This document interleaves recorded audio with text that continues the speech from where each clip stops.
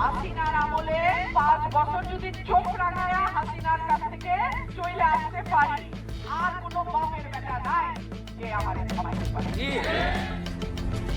রোহিঙ্গা প্রার্থী বনাম অগ্নিকন্যা। শেখ হাসিনাকে চোখ রাঙানো রুমিন কি জোটের তড়ি ডোবাবেন? কোনো বাপের বেটা নাই যে আমারে থামাইতে পারে। এটা কোনো সিনেমার সংলাপ নয়, এটি ব্রাহ্মণবাড়িয়ার রাজপথে দাঁড়িয়ে এক নারীর হুঙ্কার। হাসিনার আমলে 5 বছর যদি চোখ রাঙায়া হাসিনার কাছ থেকে চলে আসতে পারি, আর কোনো বাপের বেটা নাই যে আমারে থামাইতে পারে। তিনি বলছেন, শেখ হাসিনার মতো লৌহ মানবীকে তিনি চোখ রাঙিয়ে চলে এসেছেন।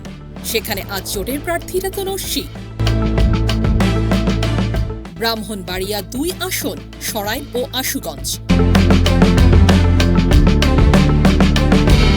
নির্বাচনের বাতাস এখানে বারুদের মতো গরম, আর সেই বারুদে আগুন জ্বালিয়ে দিলেন সদ্য বিএনপি থেকে বহিষ্কৃত কিন্তু মাঠের রাজনীতিতে অদম্য ব্যারিস্টার রুমিন ফারহানা।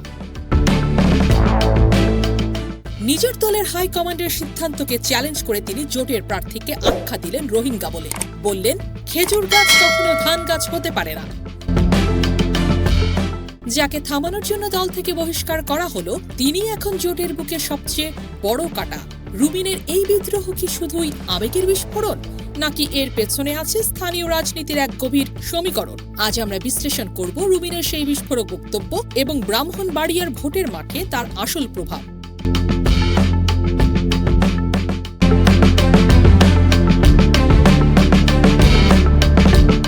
রুমিন ফারহানা সংসদের ভেতর হোক বা রাজপথে, তার কণ্ঠই সব সময় ছিল চড়া। নির্বাচনী প্রচারণায় নেমে তিনি প্রথমেই মনে করিয়ে দিলেন তার অতীত লড়াকু ভূমিকার কথা। তিনি স্পষ্ট বললেন, হাসিনার আমলে 5 বছর যদি চোখ রাঙ্গাইয়া হাসিনার কাছ থেকে চইল্লা আসতে পারি, আর কোনো বাপের বেটা নাই যে আমারে থামাইতে পারে। বিশ্লেষকরা বলছেন, এই বক্তব্যের মাধ্যমে রুমিন মূলত 2টি বার্তা দিতে চেয়েছেন। 1, তিনি ভয়হীন। 2, তিনি কোনো আপোষের রাজনীতিতে বিশ্বাসী নন। 5 আগস্টের পট পরিবর্তনের পর অনেকেই যখন গা ঢাকা দিয়েছিলেন বা নীরব ছিলেন, রুমিন দাবি করছেন তিনি তখনও অন্যায়ের বিরুদ্ধে সোচ্চার ছিলেন। তার এই ফিয়ারলেস ইমেজকে তিনি এখন ভোটের মাঠে সবচেয়ে বড় পুঁজি হিসেবে ব্যবহার করছেন। তিনি বলছেন, আমি ভয় পাই আল্লাহকে, জমিনে ফয়সালা হয় এটা আমি বিশ্বাস করি না। অর্থাৎ দলের বহিষ্কারাদেশ বা প্রশাসনের চাপ কোনো কিছুই তাকে টলাতে পারবে না। কিন্তু প্রশ্ন হলো, তার এই সাহসের উৎস কোথায়? সরাইল আশুগঞ্জের সাধারণ জনগণ কি সত্যি এই বিদ্রোহ মেনে নেবে? রুমিনের বক্তব্যের সবচেয়ে বড় বিতর্কিত এবং বিস্ফোরক অংশটি ছিল তার প্রতিদ্বন্দ্বী প্রার্থীকে নিয়ে। বিএনপি নেতৃত্বাধীন জোটের মনোনয়ন পেয়েছেন জমিয়তে উলামায়ে ইসলামের সহ সভাপতি জুনায়েদ আলী হাবিব, কিন্তু রুমিন তাকে সম্বোধন করলেন রোহিঙ্গা বলে। কেন? রাজনীতির মাঠে রোহিঙ্গা শব্দটি সাধারণত ব্যবহার করা হয় বহিরাগত বোঝাতে। জুনায়েদ আল হাবিবের বাড়ি ব্রাহ্মণবাড়িয়া সদর উপজেলার অষ্টগ্রামে, অথচ তিনি নির্বাচন করছেন সরাইল আশুগঞ্জ ব্রাহ্মণবাড়িয়া 2 আসনে। রুমিন ফারহানা এই ভৌগোলিক পার্থক্যটাকেই তার প্রধান অস্ত্র বানিয়েছেন। তিনি ভোটারদের আবেগে আঘাত করে বলছেন, আওয়ামী লীগের আমলে সদর আসনের এমপি সরাইল আশুগঞ্জে এসে মাতব্বরি করত, এখন আবার সেই সদরের লোককেই জোটের প্রার্থী করা হয়েছে। এখানেই শেষ নয়, প্রতীকের লড়াইটাকেও তিনি খুব কৌশলে সামনে এনেছেন। জোটের প্রার্থীর মার্কা খেজুর গাছ, কিন্তু বিএনপির ভোটারদের আবেগ ধানের শীষ বা ধানে। রুমিন ব্যঙ্গ করে বলছেন, এখন শুনতে হয় ধানই নাকি খেজুর গাছ। আমি যদি কই হাসি হইল বাঘ, তাহলে কি হইব? খেজুর গাছ হইল মরুভূমির গাছ, আর ধান হইল আমাদের প্রাণ। অর্থাৎ তিনি বিএনপি কর্মীদের বোঝাতে চাইলেন, জোটের দোহাই দিয়ে খেজুর গাছে ভোট দেওয়া মানে নিজের দলের অস্তিত্বকেই অস্বীকার করা। তার দাবি, দলের কি নিজের প্রার্থী ছিল না যে ভাড়া করা প্রার্থী আনতে হলো? রুমিন ফারহানার এই আক্রমণের তীর শুধু জুনায়েদ আল হাবিবের দিকে নয়, পরোক্ষভাবে তা দিচ্ছে বিএনপির স্থায়ী প্রভাবশালী নেতা প্রকৌশলী খালেদ হোসেন মাহবুব শ্যামলের দিকেও। সাম্প্রতিক সময়ে দেখা গেছে ব্রাহ্মণবাড়িয়া ৩ আসনের বিএনপি প্রার্থী শ্যামল এবং ২ আসনের জোট প্রার্থী জুনায়েদ আল হাবিব একসাথে বিভিন্ন প্রোগ্রামে অংশ নিচ্ছেন। রুমিন অভিযোগ করেছেন, জোর করে আনা একজন রোহিঙ্গা প্রার্থী সদর এমপি প্রার্থীকে সঙ্গে নিয়ে ঘুরে বেড়াচ্ছেন। বিশ্লেষকরা মনে করছেন, রুমিন ফারহানা এখানে লোকাল সেন্টিমেন্ট বা আঞ্চলিকতাকে উস্কে দিচ্ছেন। সরাইল আশুগঞ্জের মানুষ যেন সদরের মাতব্বরে মেনে না নেয়, এই কার্ডটি তিনি খেললেন। তিনি বলছেন, সরাইল আশুগঞ্জের মানুষ এলাকার সন্তানকেই ভোট দিয়ে বিজয়ী করবে, অর্থাৎ তিনি নিজেকে ঘরের মেয়ে হিসেবে প্রতিষ্ঠিত করতে চাইছেন।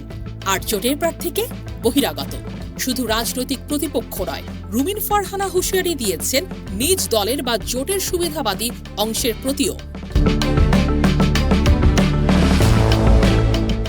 চাঁদাবাজ, দখলদার এবং বালু লুটকারীদের প্রতি তার বার্তা অত্যন্ত পরিষ্কার।